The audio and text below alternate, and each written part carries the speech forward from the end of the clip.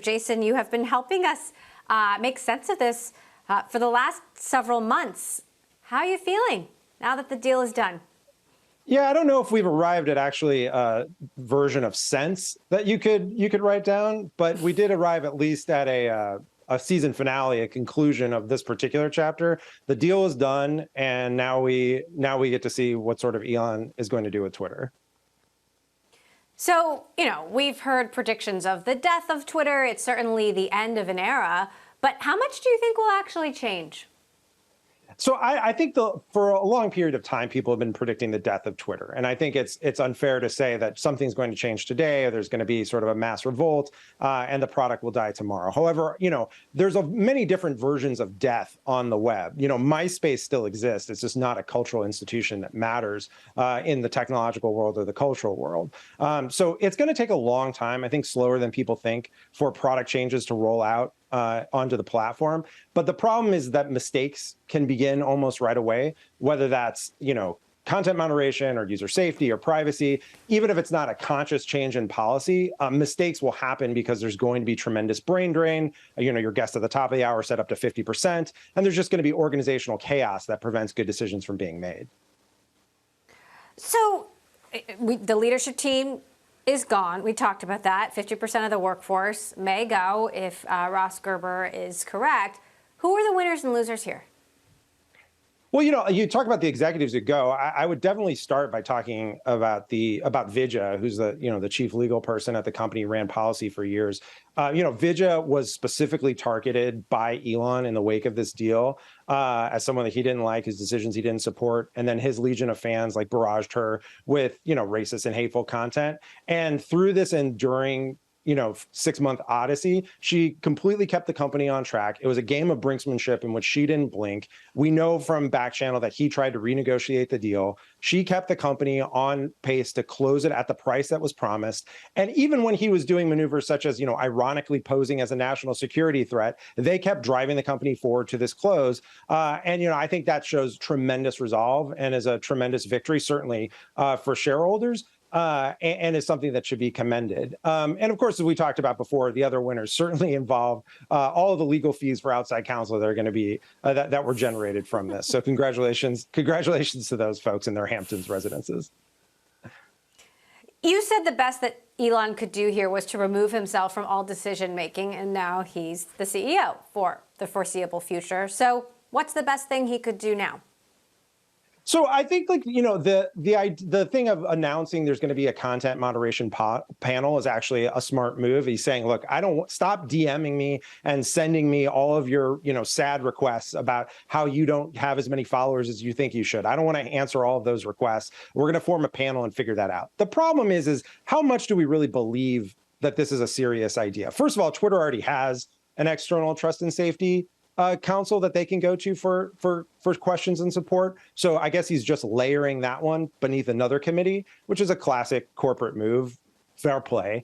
But then also this morning, as recently as 7 hours ago, he was replying to someone named, whose name is a version of cat excrement on Twitter about what problems they were having with their follower graph and saying he was going to look into it. It just seems unlikely that he's going to be able to constrain himself and keep himself out of participating in these kind of decisions. And we know that he just likes to announce things and say that things are coming and that there's going to be a super app and there's going to be digital payments, all the stuff that Ross ended up believing in. I just don't think that's going to stop, and that he'll end up sort of announcing these things that don't ultimately come to fruition.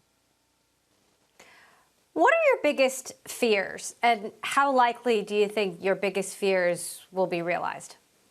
So I think the stuff that Sarah was talking about is the biggest concern, because he now exists in a world in which the Chinese Communist Party has tremendous leverage over him because he's building the Gigafactory in China.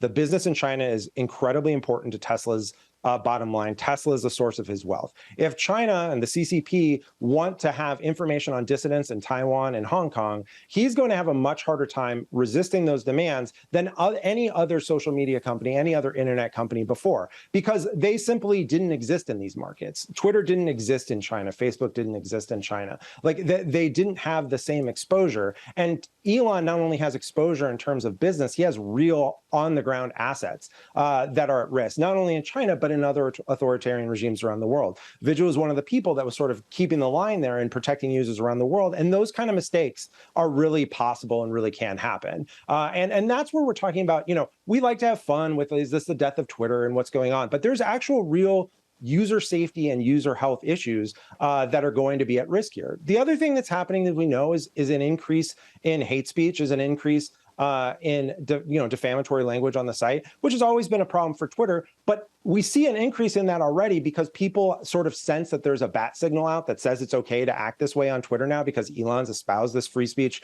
viewpoint. And that's going to be difficult for people who are at risk on Twitter, but it's also going to be difficult for his business interests because advertisers simply don't want to be in a place that looks like a cesspit. Now, people are already being reinstated. Kanye West, for example, Elon has said no big decisions will be made until this Content Moderation Council is formed. How soon do you think Donald Trump is reinstated on the platform? Is he reinstated? Does it happen before the midterms? Does it affect the midterms?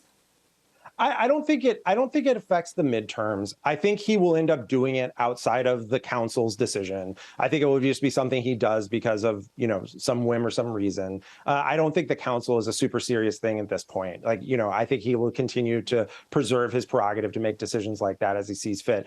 But I also think that the reinstatement of Donald Trump isn't the most important issue. It's easy to focus on that because it's a big topic and it's something that gets outsized attention, particularly from, folks with my background working in politics. But the type of user safety issues and the type of user harassment issues that happen all the time really happen in the eaches and not in that kind of big moment. They happen with complaints between users, people feeling threatened, people's personal information being revealed, and the kind of decisions that folks are going to have to make at the company. And now they're going to have to do it without senior leadership and presumably with much fewer resources than they had previously. And again, I think that's not only bad for the world, I think that's what's going to hurt his business prospects here. I think he's going to be in a situation where he's losing $2 billion a year on interest payments on the debt, as well as costs in running the company. And it's only going to create a downward spiral because he's created a place that just looks abandoned and neglected.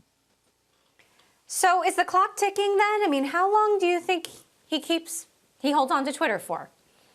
I think he eventually relinquishes it. I don't know how long, but I don't think, he's obviously very rich, less rich than he was before he started all of this nonsense. But I think he will eventually get tired of spending billions of dollars a year out of pocket to service interest debt that is half of which have floating rate, that's going to end up moving off of Morgan Stanley's books to some kind of distressed debt fund. He's going to have to continue to service that debt as well as paying to do all these wonderful things that were talked about and imagined at the top of the hour. You don't just get to create an OnlyFans out of Twitter or a YouTube out of Twitter or Imagine Digital Payments out of Twitter by bringing in a bunch of Tesla engineers to review the code. That takes a tremendous amount of energy and a tremendous amount of resources to actually pull off. There's been ridiculous predictions about how quickly Elon can change the course on this. If you remember, some of the all-in guys were talking about in April when the deal was announced, that with just a few Tesla engineers, Elon could remove the spam problem from Twitter over the weekend. Well, they were on site yesterday. We'll give them the 3-day weekend. We'll see if spam is still around on Monday. I'm going to guess that it is. It's not actually easy to change the trajectory of these things. And the company, moreover, is going to go through this completely chaotic transition where it's essentially learning how to operate from day one, except it's already a going concern with thousands of employees. It's just not going to end well for him in this particular scenario. Last quick question, Jason. Are you going to keep tweeting? Oh, of course. Yeah. I will send the last tweet if need be. I am not leaving the site. But again, I exist in a very privileged space on the site. I don't get messed with by these Elon stands. The only time where I see trolls and hate, which I did see some today, is when I get retweeted by a woman tech reporter, specifically that, because then all that attracts all of these folks on the platform. But yeah, I'm going to keep tweeting. I think that there will always be a place for tweets in the world in some way. I just think it's going to be a much diminished place.